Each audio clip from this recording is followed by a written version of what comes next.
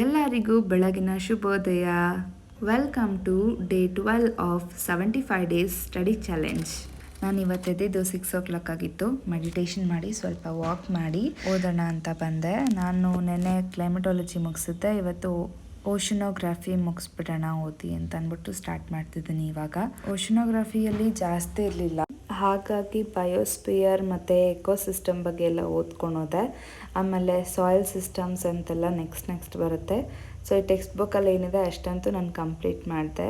ಅದಾದಮೇಲೆ ನಾಳೆ 7 ಕಾಂಟಿನೆಂಟ್ಸ್ನ ಓದಬೇಕು ಅಂದ್ಬಿಟ್ಟು ಈಗ ಎಷ್ಟಾಗುತ್ತೆ ಅಷ್ಟು ಕಂಪ್ಲೀಟ್ ಮಾಡೋಣ ಅಂತ ಕಂಪ್ಲೀಟ್ ಮಾಡಿದೆ. ನಾನು VAOಗೂ ಹಾಕಿದ್ದೆ. ಸೊ 29th ಕನ್ನಡ ಇದೆ. ನಂದು ಫಸ್ಟ್ ಟೈಮ್ ಬರೀಬೇಕು, KA ಆಗಲಿ KPSC ಆಗಲಿ. ಹಾಗಾಗಿ ಕನ್ನಡ ಅಟೆಂಡ್ ಮಾಡಬೇಕು. ಆ್ಯಂಡ್ ನಾನೀಗ ಮಾರ್ನಿಂಗ್ ತಿಂಡಿ ತಿನ್ಕೊಬಿಟ್ಟು ಸಿಟಿಗೆ ಹೋಗಬೇಕು ಅಂತ ಅಮ್ಮ ಹೇಳಿದ್ರು. ಸೊ ಹಾಗಾಗಿ ಯಾವ ಜಾಗ ಇದು ಗೆಸ್ ಮಾಡಿ.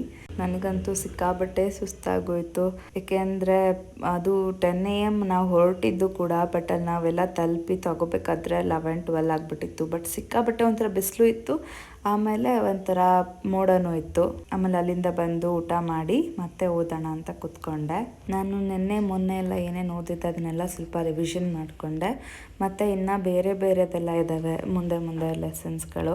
ಸೊ ಅಲ್ಲಿ ತನಕ ಎಲ್ಲದನ್ನೂ ಕಂಪ್ಲೀಟ್ ಮಾಡಿಕೊಂಡೆ. ನಾನು ಮಾರ್ನಿಂಗ್ ಬರೀ ಓದೋಕ್ಕಾಗಿದ್ದು ಓಷನೋಗ್ರಫಿ. ಸೊ ಮಧ್ಯಾಹ್ನದಿಂದ ಬಯೋಸ್ಪಿಯರ್ ನಾನು ನಿಮಗೆ ಹೇಳಿದ್ನಲ್ವ, ಸೊ ಬಯೋಸ್ಪಿಯರು, ಎಕೋಸಿಸ್ಟಮ್ಮು ಅವೆಲ್ಲದನ್ನೂ ಓದ್ಕೊಂಡೆ. ಅದಾದಮೇಲೆ ನನಗೆ ಸ್ವಲ್ಪ ಇದಿತ್ತು, ವರ್ಕ್ ಇತ್ತು. ಸೊ ಅದನ್ನೆಲ್ಲ ಮುಗಿಸ್ಕೊಂಡು ನಾನು ಓದೋಕ್ಕೆ ಸ್ಟಾರ್ಟ್ ಮಾಡಿದೆ 2 o'clock-ಇಂದ. ನಾನು ನಿಮಗೆ ಹೇಳಿದ್ದೆ ಅಲ್ವಾ ಪ್ರಾಜೆಕ್ಟ್ ಮಾಡ್ತಿದ್ದೀನಿ ಅಂತ. ಸೊ ನನಗೆ ಈಗ ರೀಸೆಂಟಾಗಿ ಒಂದು ಪ್ರಾಜೆಕ್ಟ್ ಸಿಕ್ತು. ಸೊ ಆ ಥರ ಪ್ರಾಜೆಕ್ಟ್ ಮಾಡ್ತಿದ್ದೀನಿ. ನನಗೆ ಕಂಪ್ಲೀಟಾಗಿ ಅದನ್ನೇ ಮಾಡೋದಕ್ಕೆ ಹೋದ್ರೂ ನನಗೆ ಈ ಕಡೆ ಓದೋದಕ್ಕೆ ಟೈಮ್ ಕೊಡೋಕ್ಕಾಗಲ್ಲ ಅಂತ. ಅದಕ್ಕೆ ನಾನು ಹೇಳೋದು, ನಂಗೆ ತುಂಬ ರೆಸ್ಪೆಕ್ಟು. ನನಗೆ ಯಾರೆಲ್ಲ ಓದ್ಕೊಂಡು ಕೆಲಸ ಮಾಡ್ತಾರಲ್ಲ, ನಂಗೆ ಅವ್ರ ಮೇಲಂತೂ ಭಾಳನೇ ರೆಸ್ಪೆಕ್ಟು. ಅದ್ರ ಜೊತೆಗೆ ಮನೇಲೂ ಕೆಲಸ ಮಾಡಿಕೊಂಡು ಓದ್ಕೊಂಡು ಆಚೆನೂ ಕೆಲಸ ಮಾಡೋರಿದ್ರಲ್ಲ, ನಿಜವಾಗ್ಲೂ ನನ್ನ ಕಡೆಯಿಂದ ಒಂದು ಸಲ್ಯೂಟು. ಯಾಕೆಂದರೆ ಅದು ಯಾರೇ ಆಗಿರ್ಬೋದು, ಬಟ್ ಓದಬೇಕನ್ನೋ ಛಲ ಎಲ್ಲರಿಗೂ ಬರಲ್ಲ ಅಲ್ವಾ. ಸೊ ಅಂಥವ್ರಿಗೆ ಬರುತ್ತೆ ಅಂದರೆ ನಿಜವಾಗ್ಲೂ ಗ್ರೇಟ್ ಅವರೆಲ್ಲರೂ. ನಾನು ಇದು ಮಧ್ಯಾಹ್ನ ಬೇರೆ ಓದ್ತಿದ್ದೇನೆ. ತುಂಬ ಚೆನ್ನಾಗಿದೆ ಕ್ಲೈಮೇಟು ಮೈಸೂರಲ್ಲಿ. ಆ್ಯಕ್ಚುಲಿ ಏನಾಗಿದೆ ಅಂತಂದರೆ ಫುಲ್ಲು ಮೋಡ ಥರ ಆಗಿದೆ, ಮಳೆ ಬರುತ್ತೆ ಅಂತ ನನಗನ್ನಿಸ್ತಿದೆ. ನಿದ್ದೆನೂ ಎಳೀತಾ ಇದೆ, ಬಟ್ ಓದಲೇಬೇಕಲ್ವಾ, ದಿನ ಇಷ್ಟು ಮುಗಿಸ್ಲೇಬೇಕು ಅಂತಲೇ ಓದ್ತಿರೋದು. ಸೊ ನನ್ನ ಜೊತೆ ನೀವು ಓದ್ತಿದ್ದೀರಾ ಅಂದ್ಕೊಂಡಿದ್ದೀನಿ.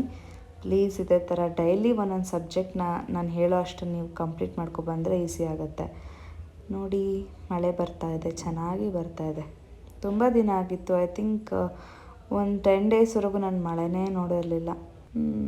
ತುಂಬ ಚೆನ್ನಾಗಿ ಬರ್ತಿದೆ ಮಳೆ. ನನಗಂತೂ ಈ ಥರ ಮಳೆ ಬರ್ತಾ ಇದ್ದರೆ ನಿದ್ದೆ ಮಾಡಬೇಕು, ಎಲ್ಲ ಬಜ್ಜಿ ತಿನ್ನಬೇಕು ಅಂತ ಆಸೆ ಆಗುತ್ತೆ.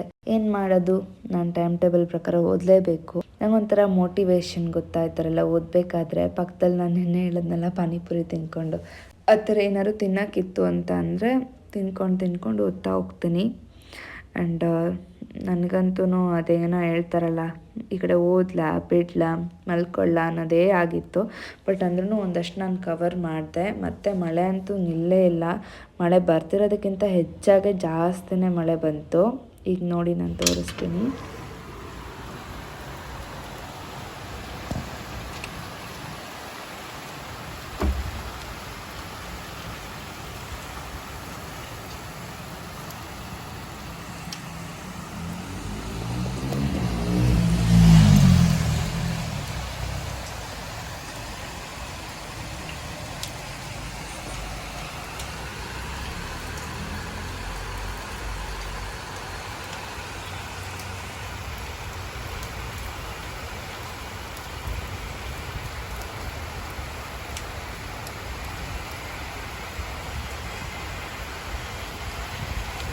ಸೊ ಫೈನಲಿ ನಾನು ಇವಾಗ ಮಲ್ಕೊಳ್ಳೋಣ ಅಂತ ಡಿಸೈಡ್ ಮಾಡಿದೆ. 5 o'clock ಆಗಿದೆ. ಈಗ ಒಂದು ಅರ್ಧ ಗಂಟೆ ಮಲ್ಕೊಬಿಟ್ಟು ಓದೋಣ ಅಂತ. ಸೊ ಇವಾಗ ಮತ್ತೆ ಎದ್ದು ಓದ್ತಾ ಇದ್ದೀನಿ. ಸೊ ನಾನು ನಿಮಗೆ ನಾನು ನೋಟ್ಸ್ನ ತೋರಿಸ್ತೀನಿ ನೋಡಿ.